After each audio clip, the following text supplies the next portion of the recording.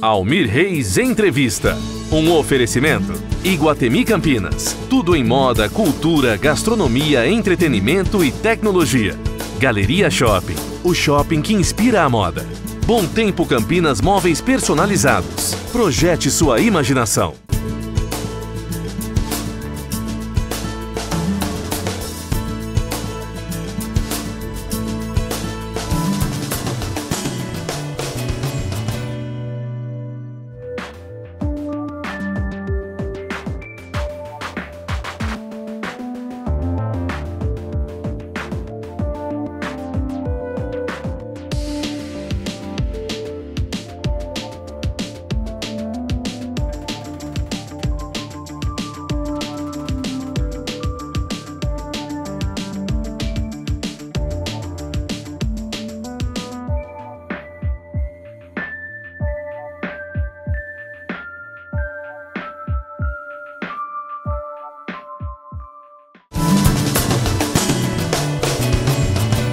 Olá, que prazer estar com você.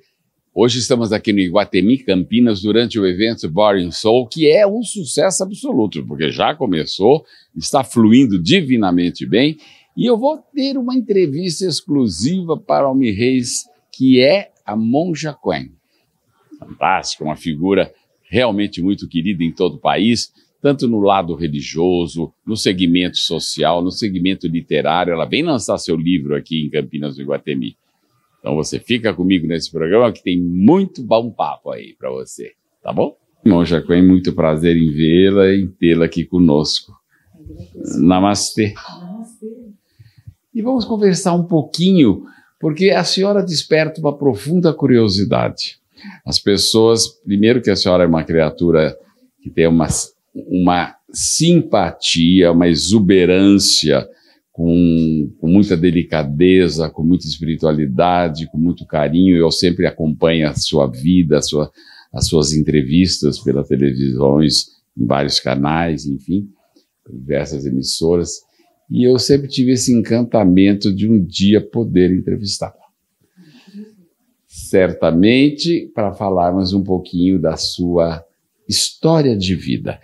Eu vou pedir que a Monja conte como ela criou, como ela fundou a comunidade Zen Budista Zendo Brasil. Muito bem. Como foi a criação da Zendo Brasil? Eu voltei para o Brasil, eu fiquei 12 anos no Japão fazendo treinamento e formação. Eu comecei meus estudos budistas em Los Angeles, na Califórnia, e depois fui para o Japão. Do Japão, voltei para o Brasil e fui trabalhar na comunidade japonesa, no centro de São Paulo, no bairro da Liberdade, num templo chamado Bushinji. Fiquei durante 6 anos nesse templo como responsável interina, porque o monge que era responsável voltou para o Japão e me pediram para ficar lá. Foi um tempo muito rico, de muito encontro com a colônia japonesa, e ao mesmo tempo comecei a criar um grupo muito grande de brasileiros, de não japoneses, não descendentes de japoneses, que frequentavam a comunidade.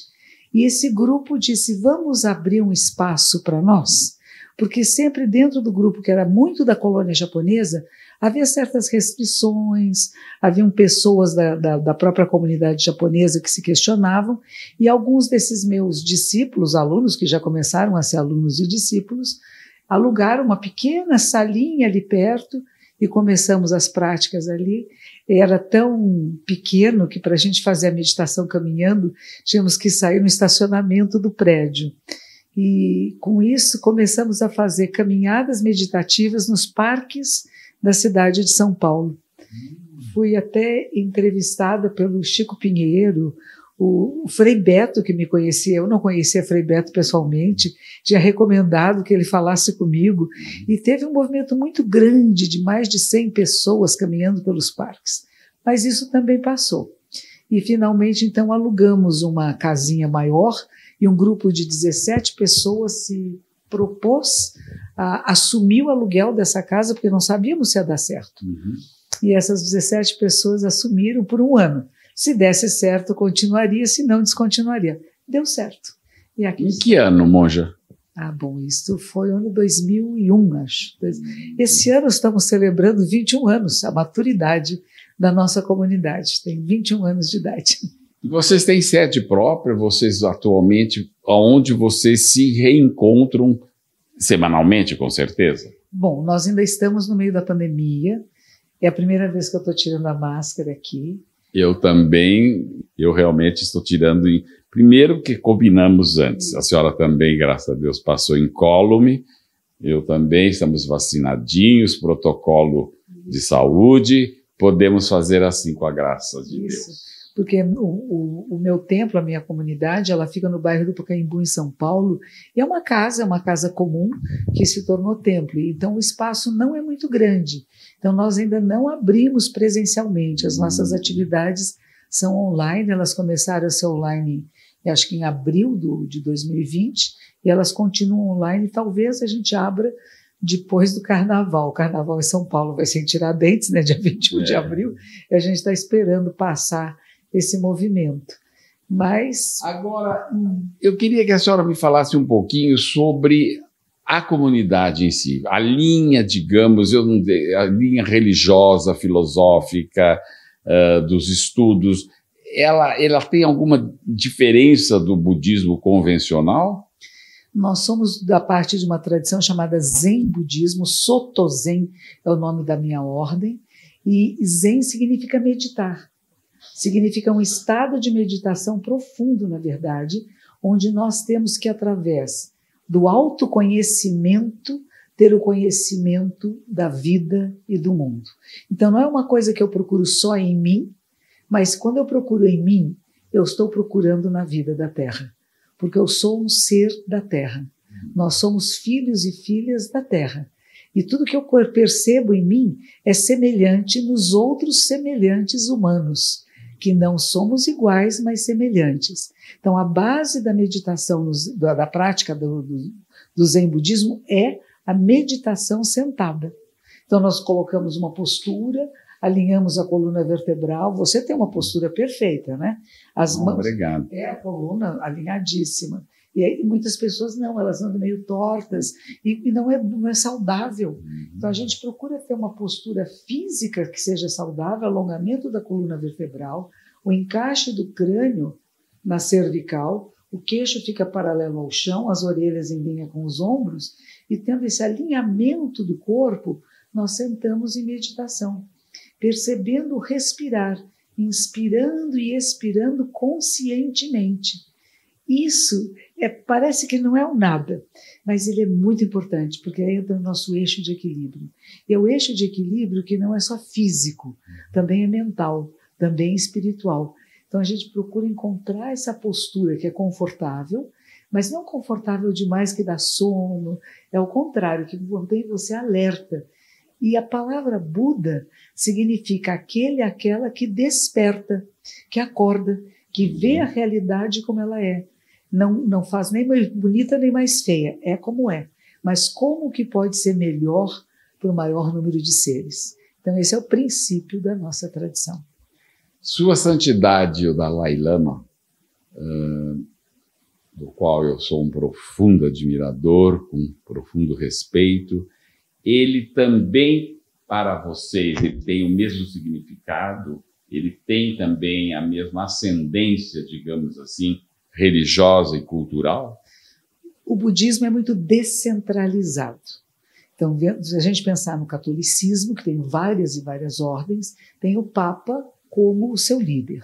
Dentro do budismo, não. Sua Santidade Dalai Lama, ele é líder de um grupo budista tibetano. Tem outro grupo do qual ele não é o líder, mas ele é o líder dessa escola budista a qual ele pertence, na qual ele foi criado e educado. Claro que todos nós budistas admiramos profundamente e respeitamos profundamente a sua jornada, os seus ensinamentos. Ele é muito importante, mas ele não tem influência direta sobre nós. Vocês têm algum líder? Nós temos vários líderes. Dentro da minha tradição, a Sotoshu, nós temos 2 templos sede no Japão. Um fica aí perto de Yokohama e outro fica em Fukui. São 2 províncias diferentes. E eles são templos que foram formados e instituídos no século XIII e XIV. E os líderes, os abades superiores desses templos, se alternam como líder geral da ordem por 2 de 2 anos. E temos um Não, então não é um cargo vitalício, como no catolicismo. Não, não é, não é. Geralmente, os abades desses mosteiros têm quase que sempre o cargo vitalício. É raro que algum deles saia um pouco antes de morrer, mas pode sair se ficou doente ou, ou por outras razões. Mas a maioria deles fica a vida toda. Mas eles são eleitos também como Papa, já todos com mais de 70, 80 anos. Não é um cargo para jovens, é um cargo para experientes, pessoas que têm muita experiência na liderança de grupos, de templos, e os mosteiros são muito grandes mesmo. Agora, o feminino, e eu sou parte da parte feminina da minha ordem, são poucas mulheres, são poucas monjas. Os mosteiros masculinos têm 800 monges, 300, 800. O nosso não tem nem 100 monjas praticamente. E por que, monja? Pois é uma coisa de se pensar, né? Porque ainda será esse estigma de que a mulher não pode ocupar cargos de lideranças religiosas? Dentro do Japão não é bem assim, porque depois da Segunda Guerra Mundial, teve uma monja que eu cheguei a conhecer, Kojima Sensei, que viajou pelo Japão inteirinho exigindo equidade. Que as monjas pudessem oficiar casamentos, enterros, ter ordenações monásticas de homens ou de mulheres, e ela conseguiu isso por causa da guerra. Porque até antes disso, as monjas tinham posições de trabalhar e ajudar nos mosteiros masculinos. Elas eram auxiliares, mas não tinham liderança. E hoje em dia, no Japão, nós temos a equidade entre homens e mulheres, monges e monjas. Mas é bem recente. Agora, no Brasil, além da senhora, naturalmente, que é uma figura exponencial, existem outras? Existem muitas monjas e monges. Eu tenho várias discípulas monjas que se formaram, 3 delas foram até o Japão, tiveram a formação completa, outras estão no processo de formação. Existem, sim. O que a gente não faz aqui é mosteiro separado.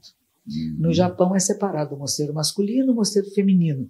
Podemos participar de alguns retiros juntos, mas geralmente é separado. E aqui a nossa comunidade é mista, nós não separamos. Eu acho ótimo, inclusive, né? Uma integração maior entre homens e mulheres. E veja só, na nossa ordem, o casamento não é proibido, não temos o voto da castidade e do celibato.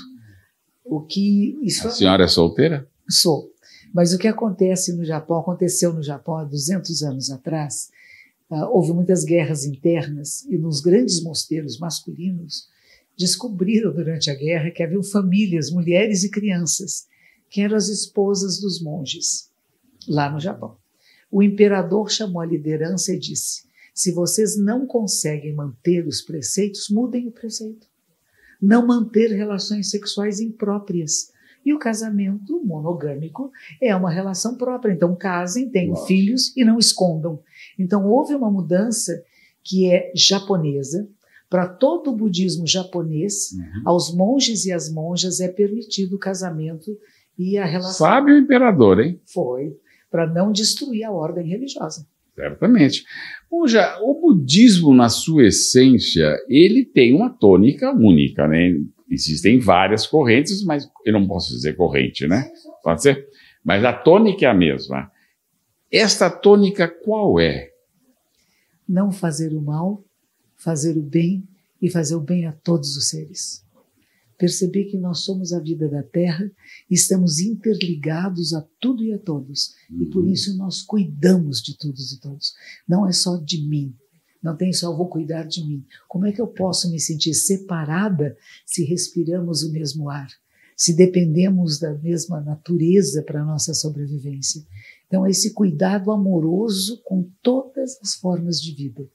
Independente de raças, religiões, preceitos, conceitos, opções. Exatamente. Exatamente. É perceber que somos um só corpo, uma só vida, com toda a vida da Terra. E que toda a humanidade é nossa família. E por isso vamos cuidar de todos. Sem escolhas, sem preferências. É difícil. Difícil. Monja, e o pecado? Nós não falamos muito em pecado. Nós temos alguns compromissos, alguns preceitos de uma vida ética. que diz, por exemplo, não matar, não roubar, não abusar da sexualidade, não mentir, não negociar intoxicantes, não falar dos erros e faltas alheios, não se elevar e rebaixar os outros, não ser controlado pela raiva, não ser movido pela ganância e nem falar mal de Buda, Dharma e Sangha, que são as nossas 3 joias. Buda, o ser que desperta, Dharma, a lei verdadeira, o que ele percebe, o Buda histórico que percebeu e transmitiu, e a Sangha, a comunidade, que se formam, os 3 são, na verdade, uma unidade. Né? Uma trindade. Uma trindade, exato, mas é uma trindade. É isso mesmo. Que beleza. Bom, Jacob, eu ficaria horas aqui, eu sei que a senhora ela vai dar uma palestra, ela vai conversar com o seu público aqui no Iguatemi, no teatro, ela vai lançar esse livro belíssimo, que eu já sei, e que eu vou ler com muito carinho, que é Da Negação ao Despertar, Ensinamentos de Monja Coen, e que saiu pela editora Papiros, e que você, que não teve essa graça de estar aqui hoje, pode adquirir nas livrarias, que vai estar aí à venda, não é, Monja? É isso mesmo, está disponível para todos vocês. Que bom. Eu gostaria muito que a senhora se despedisse do meu público, deixando uma palavra. Agradeço profundamente estar aqui com vocês em Campinas e espero que nós todos saibamos despertar, encontrar a verdade e o caminho, viver em harmonia e respeito, com muita saúde e bem-aventurança a cada um e todos vocês. Namastê. Muito obrigado, Monja. E obrigado a você por esse momento tão bonito e tão espiritualizado. Fique em paz.